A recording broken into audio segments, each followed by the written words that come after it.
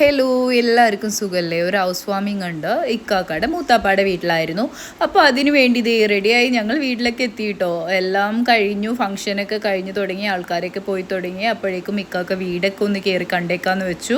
അങ്ങനെ ഇതേ മുകളിലൊക്കെ പോയി നോക്കി. മാഷാ അല്ലാ, നല്ല അടിപൊളി വീടാണ്. അങ്ങനെ വീടൊക്കെ കണ്ട് അവിടെ നിന്ന് ഇറങ്ങി നേരെ ഞങ്ങളൊന്ന് കറങ്ങാമെന്നൊക്കെ വിചാരിച്ചു കേട്ടോ. ഇത് പിറ്റേ ദിവസം കൂടിയാണ് കേട്ടോ, അന്നത്തെ ഫംഗ്ഷൻ്റെ അന്നല്ല.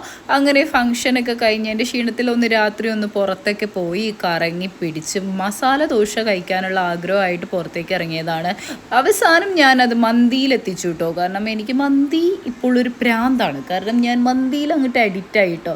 അത്രയും എനിക്കിഷ്ടമാണ് ഇപ്പോൾ മന്തി. അങ്ങനെ മസാല ഷവായി മന്തിയൊക്കെ കഴിച്ചു. പിന്നെ ദേ പിറ്റേ ദിവസം ആയപ്പോഴേക്കും ഒന്ന് പുറത്തേക്ക് പോകേണ്ട ആവശ്യമുണ്ടായിരുന്നു. അപ്പം ഇക്കാക്ക ചോദിച്ചു വരുന്നുണ്ടോയെന്ന്. പിന്നെ ഞാൻ പറയേണ്ട ആവശ്യമുണ്ടോ, അങ്ങോട്ട് പറഞ്ഞെടുത്തിട്ട് അങ്ങോട്ട് ഇറങ്ങി. അപ്പോൾ ഇക്കാക്ക പറഞ്ഞു ബിരിയാണി വാങ്ങിച്ചു തരാമെന്ന്. അങ്ങനെ മാഞ്ഞാലി ബിരിയാണിയൊക്കെ പോയി വാങ്ങിച്ചു കഴിച്ചു കേട്ടോ. നല്ല ബിരിയാണി ആയിരുന്നു. ഇപ്പോൾ പറയുമ്പോൾ എനിക്ക് വായിൽ വെള്ളം വരുന്നു. അത്രയും സൂപ്പർ യമ്മി ബിരിയാണിയാണ് കേട്ടോ.